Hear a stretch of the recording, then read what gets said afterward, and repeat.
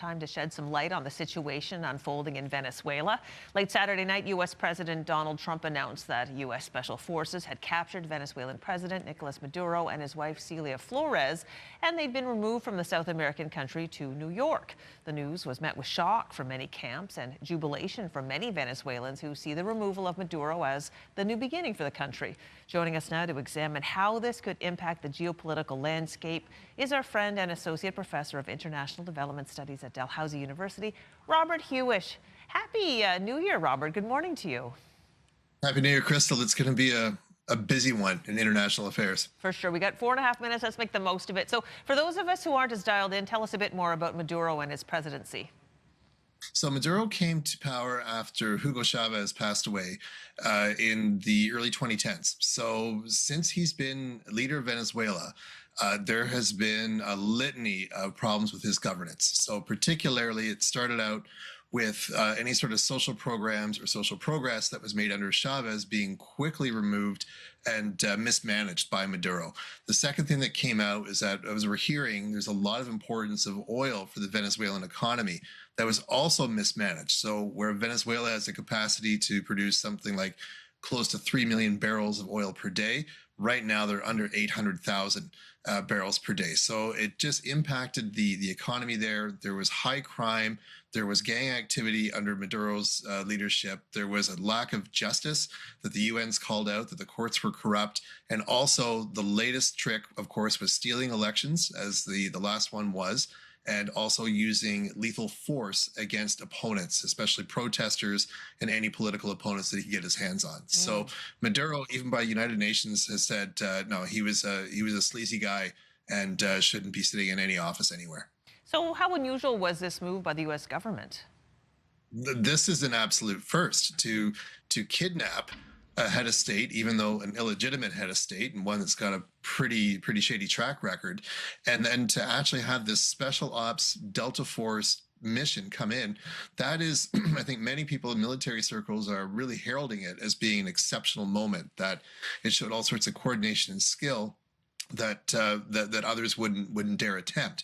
But at the same stroke, it also violated every avenue of international law. The idea that you can just simply kidnap heads of state or even civilians in another jurisdiction and bring them to stand trial, that's new for the U.S. I mean, usually, if history tells us anything, that to get rid of dictators and leaders that the U.S. disagrees with, it's usually done through covert means, which is what we continue to see with Mr. Putin, of how he disposes of his enemies. But this is very overt, and it's one that's also being done with a celebratory tone. With Mr. Maduro out of power, you've taken one bad apple out of the barrel, but the rest of the barrel is still there. Everyone else who's running Venezuela last week, they're still there, except him. Oh, yeah, we'll get into the implications of all that in a second. But Maduro and his wife appeared in court yesterday in New York on drug and weapon charges. They pleaded not guilty. They didn't seek bail. But a lot of people are questioning the legality of this. Does a U.S. court have any jurisdiction over a foreign citizen, particularly the leader of a country? Well, I think when he's in U.S. custody and in the court, yes, they can go forward with the proceedings. But there's a lot of legal experts around the world who are questioning the legality of getting him there. That this is a violation of international statutes that governs the use of force.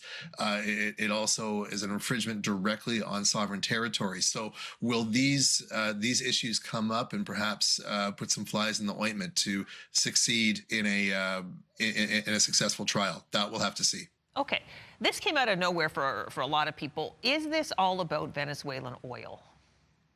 Yes, it is. And the indicator for that was what Trump said on Air Force One in one of his last press meetings, is that he informed U.S. oil companies before the kidnapping and then after the kidnapping. So he had dialogue with U.S. oil producers before and after, where he had no dialogue with Congress or really anyone else outside of that inner military circle. There's very little appetite to see any sort of democratic transition move forward in Venezuela. So Maria Machado, who has the Nobel Peace Prize for her works in forming and organizing the Venezuelan opposition, there's no discussion about trying to land her in as being or her team as being the winners of the last election in Venezuela. Now, in part, that's also because the architecture of Venezuela is so connected to the military, and that now Delcy Rodriguez, who was now sworn in as president of Venezuela just a few hours ago, now that she is the president of Venezuela, the idea is to use U.S. military threat against her now government to make sure that policies go towards U.S. interests. And that is principally about getting current production of oil going to Texas and the southern Mississippi, and then also opening up the door for further extraction possibilities within the country. Okay, well, we've only got like a minute left, Robert, but this almost feels like a geopolitical tsunami with all kinds of rumblings. There are thoughts that Cuba could fall next, and I know this has implications for Canadians. So maybe with the final words, why is it important that Canadians pay attention to what's going on here? Well, initially, we're going to see a lot of pressure from Cuba, as you say. And again, Trump's foreign policy is done with big Sharpie strokes, and it's looked at in monochrome. So there's not a lot of complexity being thought out here, but the idea that Cuba is being so dependent upon Venezuelan energy, the likelihood of Trump and Rubio tying off that tap is really, really high, and it will put Cuba, who's had a very, very difficult economic challenge since the pandemic, in a really tight spot. But the bigger thing people need to worry about, and as the markets indicated yesterday, is Trump trying to replace Alberta oil with Venezuelan crude. It's a similar sort of heavy, sour crude. You require chemical inputs like naphtha to try to lubricate it to get it out. We've got about 4 million barrels a day that go from Alberta to the U.S. The highest capacity measurable in Venezuela right now is about 4 million barrels. So if Trump is planning to do that, then it would be probably a 5 to 10 year project that would try to tie off dependency upon Alberta's oil sands, the increased dependency upon Venezuela, and then likely trigger some sort of a political crisis in Western Canada. That's probably the foreign policy that Trump has thought about this far, if he even has it all. Well, Robert, thank you so much for these thoughts today. Thanks, Chris. Good to see you. Yeah, you too. All right, at 7:28, we're going to take a break and continue with our show right after this. Hope to see you then.